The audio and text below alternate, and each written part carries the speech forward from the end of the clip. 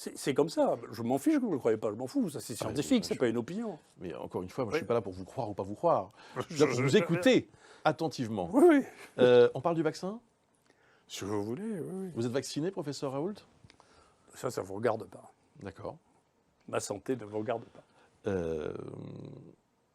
À l'IHU, L'IHU, on vaccine. Hein. les soignants de l'IHU sont vaccinés en... Ça dépend. Il y en a qui décident de se vacciner, il y en a qui décident de ne pas se vacciner. À vue de nez, je pense que la majorité est vaccinée. Et si vous ne voulez pas répondre à la question, c'est peut-être parce que... Vous pensez ce que vous voulez. Vous avez un doute sur le vaccin? Non, non, je ne réponds pas aux questions personnelles. Je pense que ça ne vous regarde pas. Moi, je ne vous pose pas de questions sur vos petites amies, ni de savoir si vous avez eu la syphilis quand vous étiez jeune. Enfin, c'est un grossier personnage. Enfin. Professeur, est-ce que vous appelez à la vaccination? Je ne fais pas d'appel. Là, ce n'est pas de la vie privée. Je ne suis pas un militant, comme chacun sait. Et deuxièmement, faites attention parce que vous allez essayer par des moyens détournés de me poser 3 fois la même question. Je vous ai prévenu à l'avance. Vous m'avez prévenu juste avant l'entretien que 3 fois la même question, vous vous barrez. C'est ça? Oui, on s'arrête. Donc il me reste un joker? Même pas. Non, même pas. Donc en pratique, si vous voulez, j'ai dit, et donc je répète parce que je n'ai pas de raison de changer d'opinion, que le vaccin jouerait probablement un rôle dans la diminution de la population sensible et qu'en jouant un rôle dans la diminution de la population sensible, il devrait amener à observer une diminution du nombre de cas. Ça me semble transparent, ce que je dis. Absolument. Non, mais c'est d'autant plus intéressant que ça tranche avec le discours général depuis plusieurs mois, qui est de dire la vaccination va nous sauver, la vaccination, la vaccination, la vaccination et rien d'autre. Et là, on a un autre point de vue avec vous.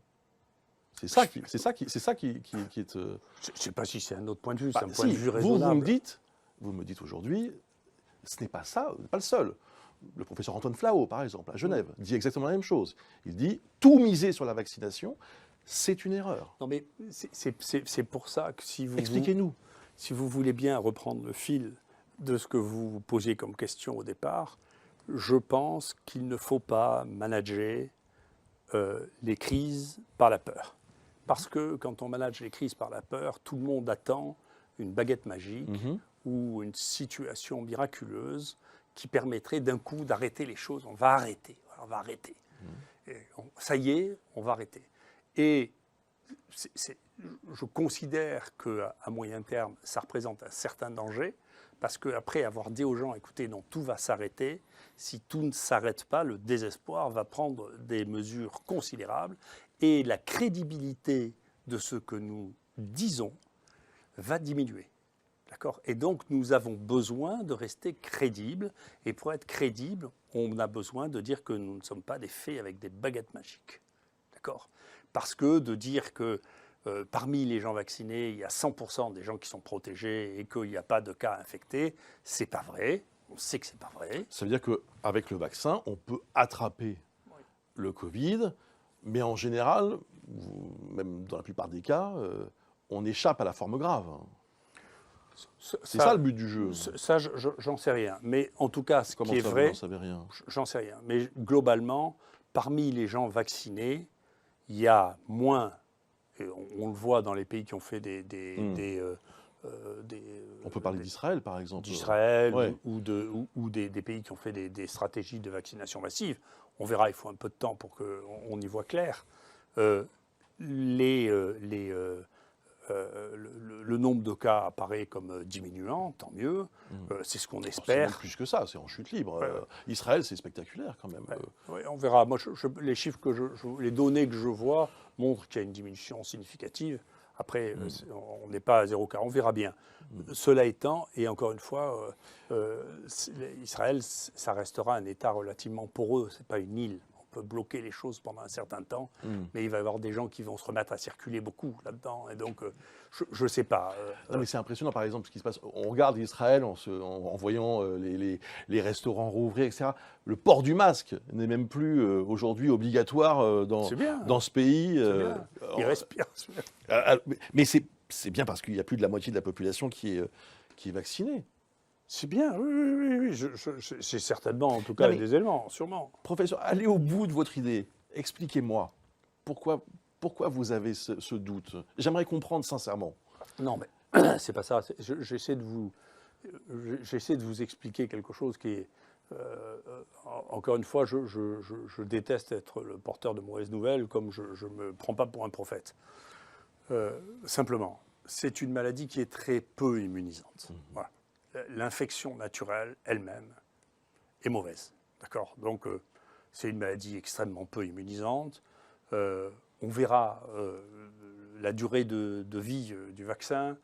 Il y a des variants dont on sait, nous, déjà, on a des expériences, mais pas que nous, on a des expériences en cours qui montrent qu'il y a des variants qui résistent à un certain nombre de vaccins qui sont faits. Donc tout ça veut dire que ce que je vous dis, mais je sais que la nuance est quelque chose qui passe mal à la télé. C'est pour ça que je vous dis, ce n'est pas une baguette magique, mais que dans le monde, dans un monde compréhensible, eh bien, ça devrait diminuer la population sensible et donc diminuer la diffusion du virus et l'épidémie. Si vous me dites, est-ce qu'il va plus demain, il va plus y en avoir, je ne vous dirai pas ça parce que j'en sais rien et que ça me paraît pas le plus raisonnable. Et Voilà. le fait que certains variants puissent résister au vaccin, le vaccin ARN messager ne permet pas de contourner ce problème? Ah ben non, non, non. Non. Le vaccin qui, pour moi, était qui ressemblait plus à quelque chose que je connais et qui marche comme il marche, hein. C'est-à-dire comme le vaccin contre la grippe. Si vous voyez que le vaccin contre la grippe, ça a une efficacité de, je sais pas, 65-70%. Mais même si on essaie de faire une soupe avec avec les virus qui circulent dans l'année précédente ou dans l'hémisphère inverse, et avec ça, on arrive à couvrir une partie des gens, et encore, on a une mauvaise réactivité des gens les plus âgés parce qu'après 80 ans, après 75 ans, la réaction immunitaire est faible. Donc on voit bien que pour quelque chose qui est comme, comme la grippe, qui est une maladie qui est beaucoup plus immunisante que le rhinovirus, quand même, on n'a pas une baguette magique qui permet d'éviter les épidémies de grippe. On l'a pas. Ouais. Bien sûr. Et l'idée de vacciner les plus jeunes, les adolescents, voire les enfants, qu'est-ce que ça vous paraît? Bon, il y a tout un débat scientifique évidemment, mais ça paraît incongru selon vous? Ben, si vous voulez, on a fait à tort ou à raison, parce que là non plus je ne veux pas avoir d'opinion, parce que c'est des mesures sociales. Oui. On a brûlé les étapes pour la mise en place de ces vaccins, ce qui fait qu'on n'a pas fait les études qui permettent de savoir si ça a vraiment un effet sur le portage des plus jeunes. Donc on ne sait pas vraiment l'efficacité que ça a dans le contrôle de l'épidémie. On ne sait pas vraiment, on verra. Voilà. Mais en revanche, ce qu'on sait, c'est que c'est beaucoup moins bien toléré chez les jeunes que chez les sujets âgés. Beaucoup moins. En dessous de 50 ans, le nombre de réactions, on n'avait pas vu de vaccin, depuis le vaccin contre la typhoïde, on n'avait pas vu de vaccins qui sont aussi mal tolérés quand même. Hein. Donc c'est très mal toléré.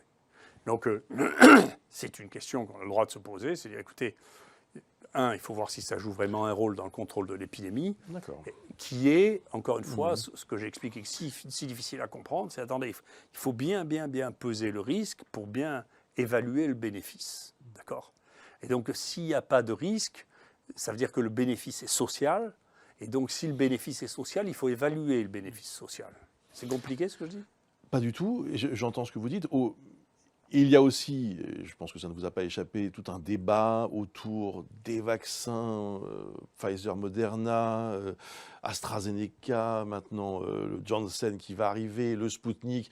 D'ailleurs, Renaud Muselier, patron de la région PACA, veut en précommander 500 000 doses. Quel regard vous portez-vous sur cette palette de vaccins ? Si vous voulez, je pense, peut-être que c'est un effet de mon âge. Hein. Je ne le sens pas tellement à mon âge. Enfin, c'est peut-être un effet de mon age, si vous voulez, qui est... Pas tellement quoi ? Je ne me sens pas tellement vieillir, pour dire la vérité. Mais peut-être qu'avec l'âge, je suis plus prudent qu'avant. Si vous voulez, je considère qu'il faut être prudent avant de se lancer dans des grandes innovations sans prendre le temps d'en évaluer paisiblement les risques et les bénéfices. C'est mon avis. C'est la raison pour laquelle je vous dis, je trouvais que le vaccin chinois était quelque chose qui me paraissait plus fonctionnel, parce que finalement, c'est la même chose que le vaccin contre la grippe, on prend le virus en entier. Là, vous vous fichez des variants, parce que finalement, quand vous vous défendez contre le virus, vous ne vous défendez pas que contre une seule protéine, mais contre tout le virus, et il y a d'autres protéines qui sont réactives, et que donc, si vous avez une mutation dans cette protéine, vous aurez une protection qui restera. Le vaccin chinois au Brésil, ça n'a pas été un triomphe. Quand on voit les résultats, au Chili, pareil. Le Chili, aujourd'hui, est un pays qui est très vacciné et avec une recrudescence de l'épidémie. Oui, mais encore une fois, vous savez, je ne sais pas si vous avez vu ma vidéo, le jeu de cartes que je fais depuis 50 ans, pour vous prouver que j'ai toujours raison. Vous savez, c'est ce que vous me faites là. Mais je connais ce jeu par cœur. Alors, regardez, moi je vous sors cette carte, des cartes, il y en a dans tous les sens, on verra bien. Pour conclure sur ce sujet du virus, moi je retiens la formule que vous avez utilisée, ce n'est pas une baguette magique. Voilà, pour vous, ce n'est pas une baguette magique, donc il faut sans doute d'autres mesures pour continuer à lutter contre cette épidémie. Bon, après, aujourd'hui, les Français se précipitent sur les vaccins. C'est quand même une réalité. Oui, mais je pense qu'ils ont raison. Enfin, je pense qu'ils ont raison. C'est-à-dire, tous les gens, honnêtement, de toute manière, si les gens doivent être terrifiés à l'idée de ne pas avoir été vaccinés tous les jours de leur vie, il vaut mieux qu'ils soient vaccinés plutôt qu'ils bouffent du Tranxène tous les jours. Hein. Donc si ça les rassure et que ça leur fait du bien, c'est bien qu'ils le fassent. Hein.